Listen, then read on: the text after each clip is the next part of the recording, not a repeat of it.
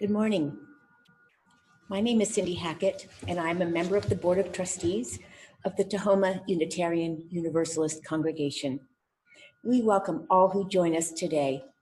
We honor the longing for community, the hope for peace, and the search for a path toward justice. We are a diverse congregation, and we encourage each of us to find our own truth and belief. Though we may not be physically together today, we invite all to join us as we search for meaning and support each other as part of a community guided by reason, respect for each other, and by love. A few announcements today. The building continues to be closed through the end of the month, but be sure and join us next Sunday, March 22nd at 10:30 a.m. for an amazing event. This is the kickoff for our annual budget drive, when we ask everyone to make a commitment to support the congregation financially for the next year. Reverend Linda and our intern Erien will be joined by Reverend Jessica Starrockers of the Kitsap Unitarian Universalist Fellowship and Reverend Zachary Vincent of Cedars UU Church on Bainbridge Island. Both of those congregations will join us online. It will be an opportunity to celebrate love in all its guises and to come together in celebration. Please join us again at 10:30 next week.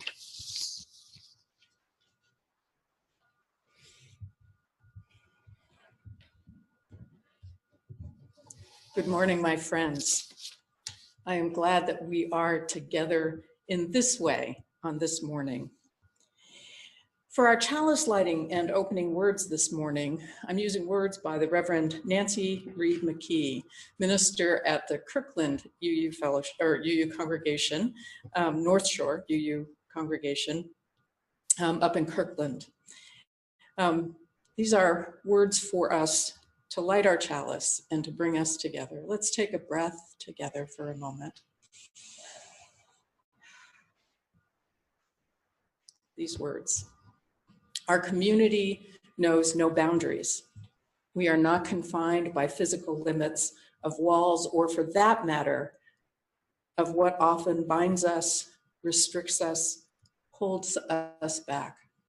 We are freer than we know when we release ourselves and each other from expectations of what's needed for true community. We are here together in this space. I see you, I hear you, I love you. And we light our chalice, a beacon of our community, holding us all together, here and now.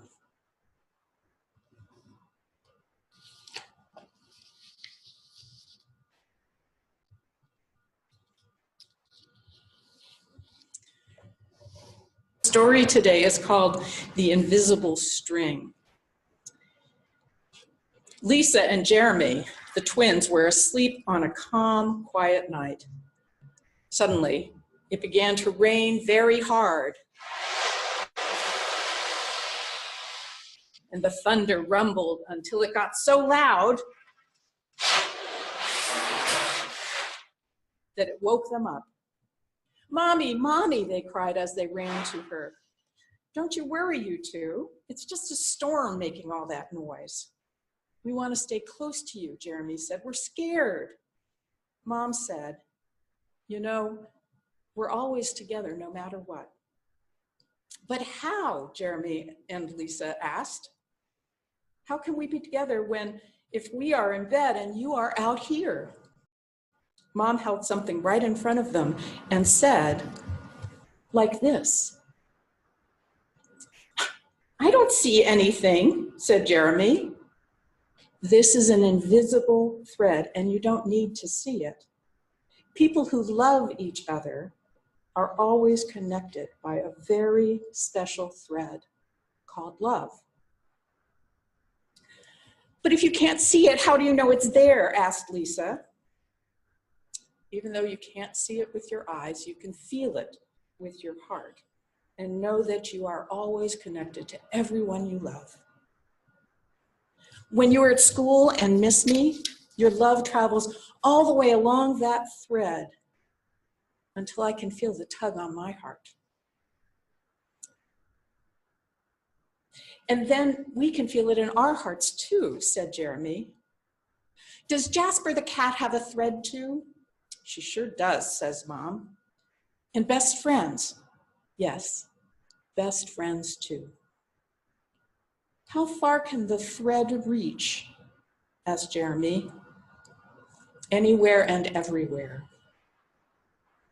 Would it reach me even if I was the captain of a submarine? Asked Lisa. Or a mountain climber? Asked Jeremy. Yes, Mom said, even there. A ballerina in France? A jungle explorer? An astronaut out in space? Yes, yes, yes. The twins wondered. Does it go away when you're mad? Never. Love is stronger than anger. And as long as love is in your heart, the thread will be there. Even when we can't agree on things like who gets to ride in the front seat or when to go to bed. Oh, that's right, Mom said. You should be in bed. So off to bed they went, and within a few minutes, they were asleep and dreaming of the invisible thread.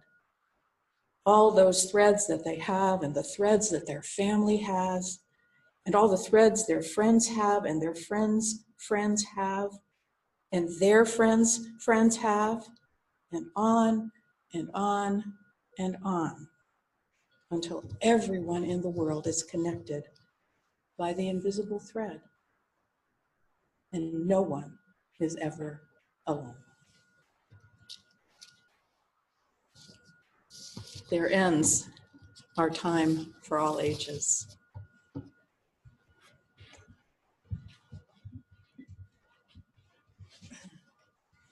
It's at this point in our service that we pause for a moment to invite your generosity. For February, March, we split all undesignated contributions between the church and Palmer Scholars. These scholarships are used to support underrepresented Pierce County students of color to overcome financial, social, and cultural barriers in pursuit of higher education. If you'd like to contribute, please use the link on your screen now.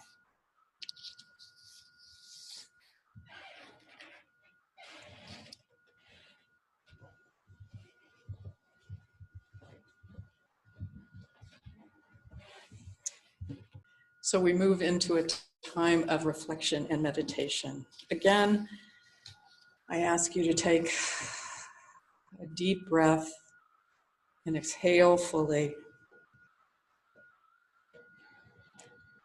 To pause for some words written by my colleague, Lynn Unger. Some of you may have seen these. I posted them on our Facebook page this week. Lynn wrote them one morning and posted them to her Facebook account. And not too long later, she noted to the rest of us that it had gone, yes, wait for it, viral. She's been covered in the Chicago Tribune. People from around the country and around the world have asked her permission to use these words because they speak so deeply to where we are right now. So I invite you again to take a breath, to pause, to listen to these beautiful words as we enter a time of reflection together.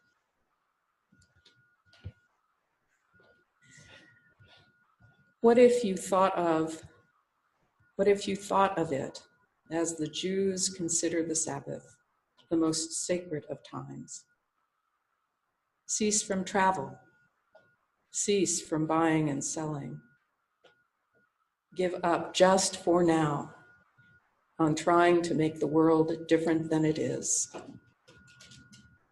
Sing, pray, touch only those to whom you commit your lives, and center down. And when your body has become still, reach out with your heart. Know that we are connected in ways that are terrifying and beautiful. You could hardly deny it now. Know that our lives are in one another's hands. Surely that has come clear. Do not reach out your hands, reach out your heart. Reach out your words. Reach out all the tendrils of compassion that move invisibly where we cannot touch. Promise this world your love, for better or for worse, in sickness and in health, so long as we all shall live.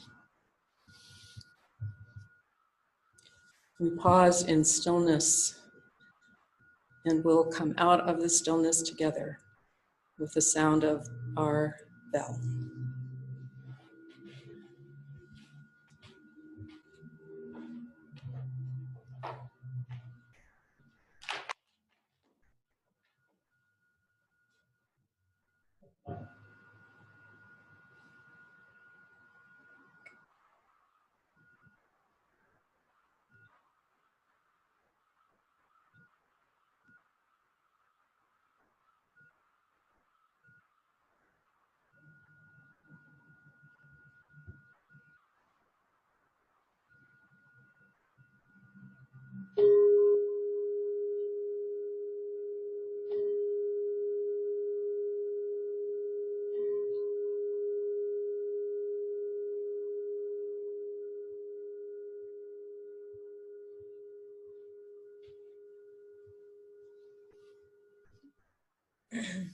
For our first reading today, we have the Autobiography in 5 Short Chapters by Portia Nelson. Chapter 1, I walk down the street. There's a deep hole in the sidewalk. I fall in. I am lost. I am helpless. It isn't my fault. It takes me forever to find a way out. Chapter 2, I walk down the same street. There is a deep hole in the sidewalk. I pretend I don't see it. I fall in again. I can't believe I am in the same place, but it isn't my fault. It still takes a long time to get out. Chapter 3, I walk down the same street. There is a deep hole in the sidewalk. I see it is there. I still fall in. It's a habit. My eyes are open. I know where I am. It is my fault. I get out immediately. Chapter 4, I walk down the same street. There is a deep hole in the sidewalk. I walk around it. Chapter 5, I walk down another street.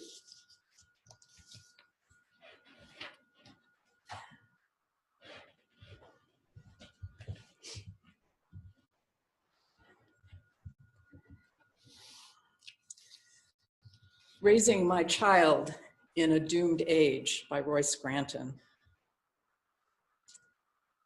Our children will not face the choices we face. They won't have the opportunities we now have for action. They'll confront a range of outcomes whose limits were determined by the choices we made. Yet while some degree of warming appears inevitable, the range of possible outcomes over the next century is wide enough and the worst outcomes extreme enough that there is some narrow hope that revolutionary socioeconomic transformation might save billions of human lives and preserve global civilization as we know it in more or less recognizable form, or at least stave off human extinction. But the range of outcomes decreases every day, shifting month by month toward the more apocalyptic end of the spectrum, and waiting even 5 years may see the window for saving humanity shut. We live in the gap between the wind and the whirlwind, but taking that gap for a reprieve is a mistake.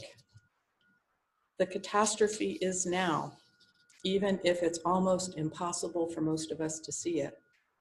That very dissonance is perhaps the defining truth of our era, the key to its anxious bipolar character.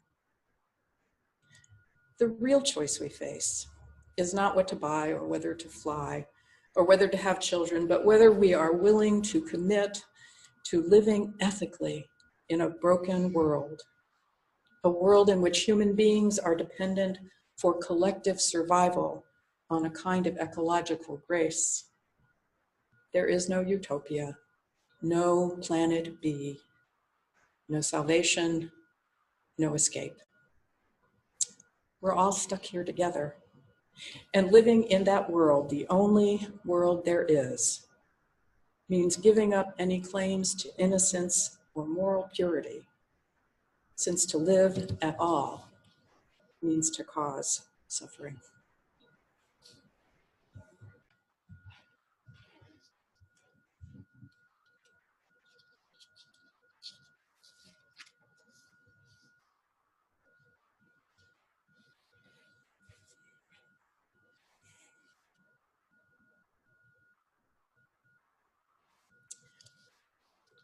I don't know about you, but I feel like I've been falling into holes my whole life. I'm grateful for that learning process that enables me, at least most of the time, to figure out how to receive help and company, and finally, how to learn how to avoid that particular hole. The problem, though, or perhaps just the truth, is that there are always more holes to fall into. I find them all the time. And while we can learn and always become more wise, there is always more to learn. I mean, really, did you have any idea until just very recently how much you touch your face? Right? How much I touch my face? Don't start counting. And truthfully, I never wanted to care about how much I touch my face. See? So many holes, don't you know? So much falling. And we're living in a time where we know so much about everything and where it seems so, maybe is so threatening. So what do we do? This is the time that we bring all the wisdom we have to bear on our lives. And the first thing to do, always the first thing to do, is to pause and to breathe. As they say on planes, put your mask on first. Or as they used to say on Southwest Airlines, if you're traveling with a child or just someone who's acting like a child, put your mask on first.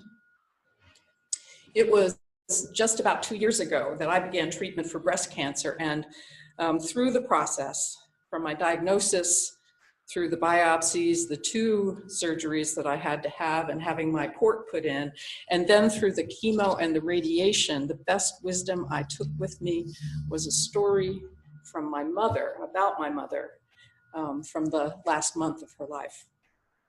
I was about to be ordained as a minister back then. This is in 1984. And my mother had cancer, which is why we had moved up the date dramatically. She had colon cancer and was having treatment, but a week before my ordination was supposed to take place, a vertebrae collapsed in her back and she wound up in the hospital. She couldn't move, she was completely immobilized. And when I got home, we spent most of the days in the hospital with her. And one day, the chaplain came by to talk with me. She called me out into the hall, and she was in training to be a chaplain, I'll quickly add. And she called me out into the hall and she said, "How's your mother doing?" And I said, "Not very well, honestly." And she said, "Has she expressed her anger yet?" And I said, "Yeah, various times." And she said, "Well, has she cried yet?" And I thought, Yeah.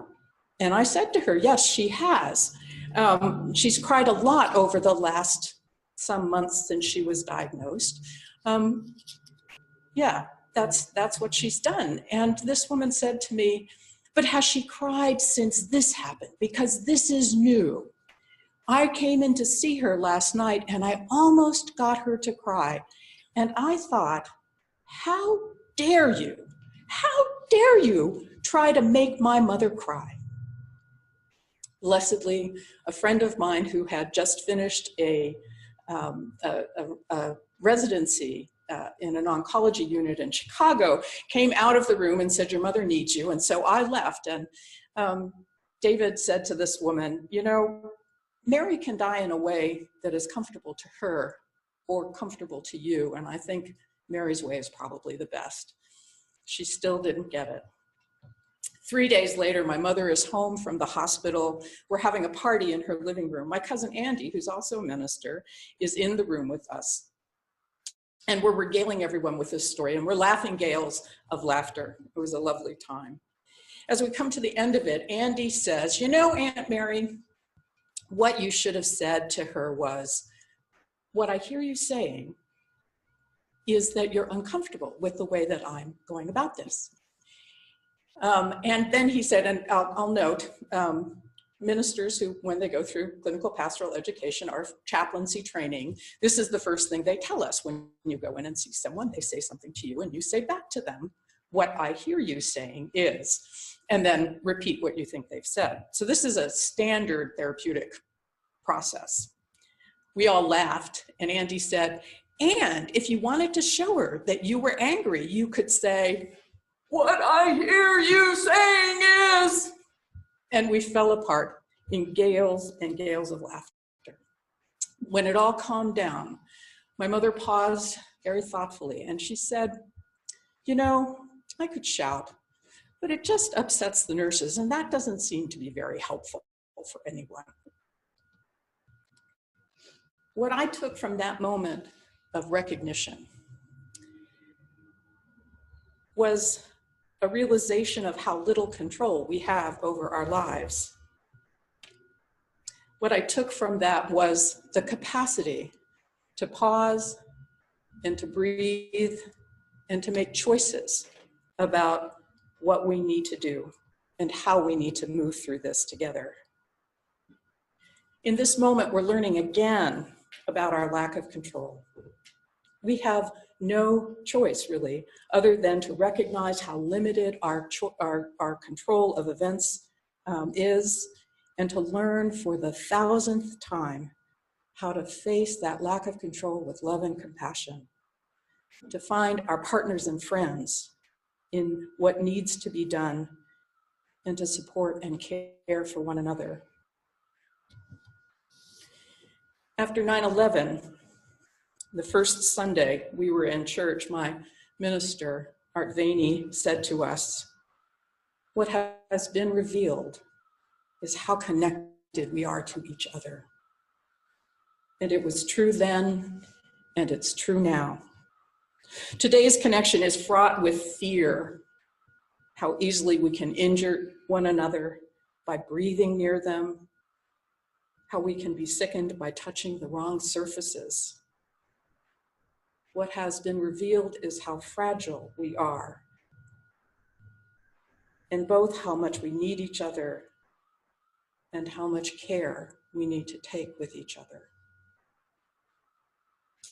Roy Scranton's words, those hard words about the climate crisis, ring so very true at this moment.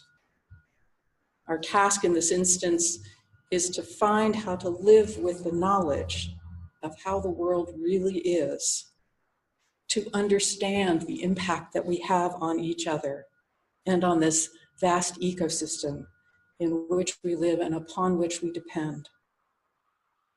Our task is to find the truth and the meaning of this moment, and then to create ways of keeping that in mind of it. So much of what we learn in moments of crisis fades away as we slip back into something that feels normal. We all want to slip back into what feels normal. How do we hold on to and live into the understandings of our world that have been exposed to us now? We take the path of wisdom, of pausing and breathing, learning to see the holes we fall into and finding the way out, carrying that knowledge with us to the next hole, because there will always be a next hole.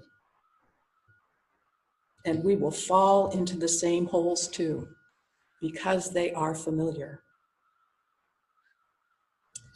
I wholly trust that we will find our way along, my friends. We will learn some hard things as we go, and there will be some losses that we cannot anticipate.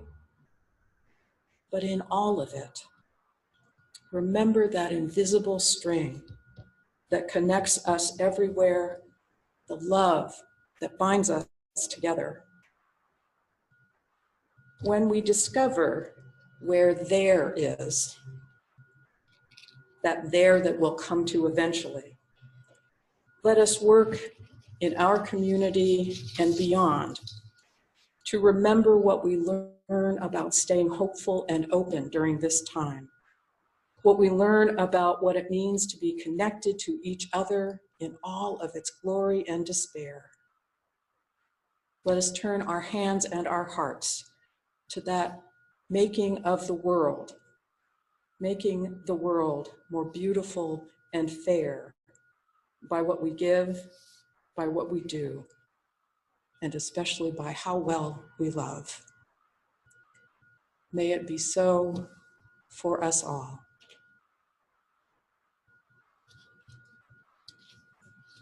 I invite us, as we do every week, to pause for a moment to set an intention. If there's been something this morning that has uplifted you or moved you or touched you in any way, I invite you to set an intention for how you will carry it from here into the world. Let us pause.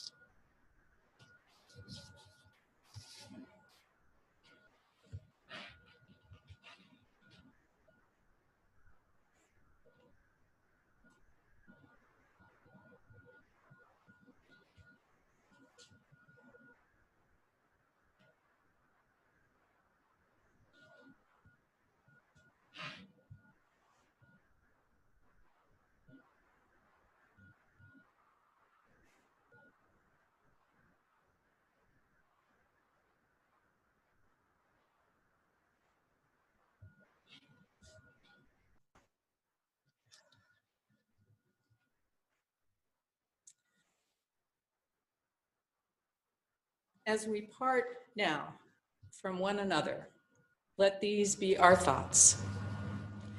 If that which is most holy lies within the human person and within everything else, and if the greatest power in the world shines flickering and uncertain from each individual heart, then it is easy to see the value of human associations dedicated to the nurturing of the light, wherever and however it shines.